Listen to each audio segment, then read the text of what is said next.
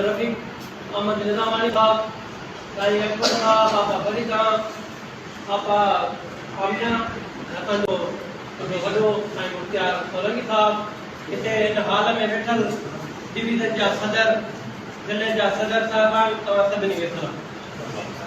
गुज़िरियल जेका मीटिंग थी हुई उन जा असीं पाण शाहिद आहियूं, यानी गवाह आहियूं। जेको कुझु थियो उन में सभी दोस्त वेठा हुआ, उहा कंहिंखो लिकियल छपियल न हुई ॻाल्हि। जेको बि हिते फ़ैसिलो थियो हुयो उन्हनि जे हुननि उबतड़ कई आहे। उहा पंहिंजी जॻह ते पहिरियों इहो लफ़्ज़ असीं चवंदा हलूं त इंडस्ट्री जे जेका डिपार्टमेंट आहे असीं उन जी खुली मुखालफ़त कयूं था। असां उनखे कंहिं बि सूरत में न मञींदासीं। ऐं जेका ही डिपार्टमेंट असांजी बाअख्तियार आहे, असांजो गुलाम रसूल साहब सिंध जो सदर आहे। हिकिड़ो ईअं थींदो आहे सिंध में हिकिड़ो इलेक्शन न थींदी आहे त पोइ दहा ॾींदा आहियूं त यार इलेक्शन नथी थिए, घोड़ाड़े अलाए छा थींदो, इलेक्शन कई वञे। पर ही त हिते इलेक्शन थिए पई, पर हुन जे बावजूद बि स्टे वरिता पिया वञनि। पर उहा स्टे हिकिड़ी जॻह तां स्टे ख़तमु थिए पियो, ॿिए स्टे तो वरी स्टे वरितो वञे पियो। अॼु जेके असीं उहिदेदार वेठा आहियूं, जो ज़िले जा सदर आहियूं, त अॼु हिते पंहिंजे उहिदेदार जी सिर्फ़ ॻाल्हि था कयूं। पर असीं जेके उहिदेदार आहियूं त पर हिकु उस्ताद जे करे असीं उहिदेदार आहियूं। असांखे सिलेक्ट उन्हनि कयो आहे, असांखे चूंडियो उन्हनि आहे, उन्हनि चूंडे करे असांखे हिते विहारियो आहे। असीं हिते ॻाल्हाइण जा तॾहिं आहियूं जो असांखे उन्हनि दोस्तनि चूंडियो आहे। असीं इहो त ॾिसूं त असां उस्ताद जे लाइ कयो छा आहे, असीं उन्हनि खे ॾिनो छा आहे।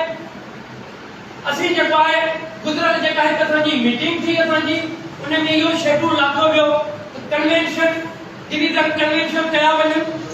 असीं डिवीज़न कन्वेंशन जिते किथे डिवीज़न कन्वेंशन थिया, हर के उस्ताद पंहिंजा उते सभु दोस्त शरीक थिया। उन खां पोइ उस्तादनि खे मोटिवेट कयो वियो त बाबा हाणे सखर कराची हलो आहे। असीं जो गुज़िरियल महीने में 10 तारीख़ असांजो एहतिजाज आहे ऐं अहिड़ी परेशानी, गुरबत, ग़रीबत, किथों दोस्त घर पे आदर किया, किथों कीअं वो दोस्त गाड़ियूं करे असीं हलियासीं। वरी जॾहिं असां हलियासीं हैदराबाद में पियासीं त असांखे ॿुधायो वियो त बाबा गाड़ियूं थी वयूं ख़तमु। त असां उते मोटियासीं, हाणे छा कयूं? त असां उते फोटू कढाए असीं वापसि आयासीं। हाणे त उहे साॻा ई उस्ताद असां पुछनि था त बाबा इहो हफ़्तो 15 ॾींहं इहो महीनो तव्हांजो काॾे वियो? जी हाणे हालत ओड़ी थी आहे, जी गुज़िरियल असांजी अपग्रेडेशन महिल हालत थी हुई, हाणे बि असां ओड़ी हालत थी वई आहे। या त अहिड़ियूं ऐलान न कयूं, या त इहे कयूं न, एॾियूं या वॾियूं ॻाल्हियूं न कयूं। त मादी में ॾिठो वेंदो हुयो, मादी में त जेका पेटियल जेका हुई या आईन हुनखे इजाज़त न ॾींदो हुयो, त जेको बि आईन जे ख़िलाफ़ ईंदो हुयो, पेटियल जे ख़िलाफ़ कोर्ट में वेंदो हुयो, उनजी मेंबरशिप ख़त्म कई वेंदी हुई। कंहिं बि सूरत में उनजी बहाल न कई वेंदी हुई। जॾहिं बहाल कई वेंदी हुई त जो दोस्त 4 वेहंदा हुआ, लिखत थींदी हुई, उनखे माफ़ी ॾिनी वेंदी हुई ऐं उनजी मेंबरशिप बहाल कई वेंदी हुई। हाणे जेके दोस्त कोर्ट में पुॻा, को काथे पुॻा 4 साल सां ईअं गुज़री आहे।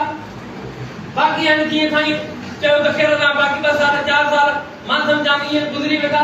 ख़ुदा रा सभु दोस्त वेठा हूं त असां उस्ताद जी ॻाल्हि सोचो, असां ज़िले जा सदर जेके आहिनि, जा डिवीज़न जा जेके सदर आहिनि, इन उस्ताद जे करे जो असां वेठा आहियूं। उस्ताद खे असीं मान न ॾींदासीं, उस्ताद खे इज़त न ॾींदासीं, जो उस्ताद जो कमु असीं न कंदासीं त असीं उते छा मोट ॾींदासीं? उहो त मूंखे उस्ताद इज़त छा ॾींदो? इन करे मूंखे साईं खे अर्ज़ु आहे इन ते बि जेको मूं ॻाल्हायो थोरो सर्विस स्ट्रक्चर ते, इन ते थोरो तवजा ॾिनी वञे ऐं असांखे सर्विस स्ट्रक्चर वठी ॾिनो वञे। साईं जी वॾी महिरबानी ऐं असांजी खैरपुर जी पूरे ज़िले जी असांजी आहियूं, रहंदासीं ऐं डिपार्टमेंट जा इंडस्ट्री जी मुखालफ़त कयूं था। ऐं जेका असांजी मौजूदा असांजी इलेक्शन कमीशन जेका आहे, हुननि दोस्तनि बि जेके हू बि दोस्त उन्हनि ॿिन्हिनि खे सिलेक्ट कयो आहे ऐं असीं उन्हनि खे सिलेक्ट कयूं था त असांजा इहे ई आहिनि ऐं इहे ई रहंदा, इहे इलेक्शन कराइनि। उन्हनि जी महिरबानी।